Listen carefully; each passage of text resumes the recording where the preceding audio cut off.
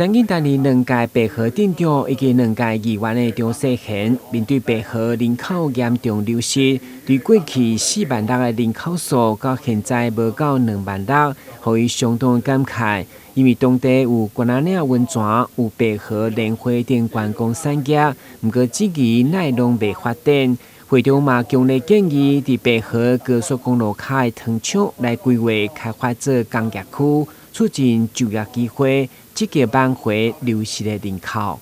高速公路落来糖厂大糖的啊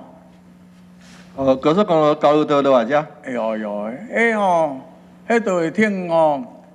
规划做工业区用，啊无若有人来受业，嘛有迄个人客，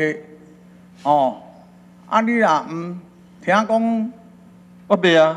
啊，我准啊遐迄个所在是会动的，听讲遐是大糖地嘛。对啦，大糖地啊，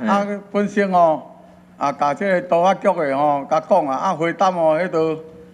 回答互迄个哪像有含无共款啦。市政府来甲迄个所在，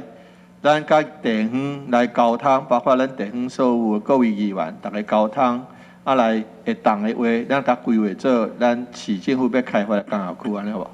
糖厂要规划做工业区，牵涉的都市发展局甲经济发展局陆续回应，该用地国土计划针对城乡发展的需求已经定案，不过也是需要有拟定开发计划。市长嘛表达后续会了解地方的意愿，好好来思考评估开发工业区的需求。台南新闻，军旗林英根采访报道。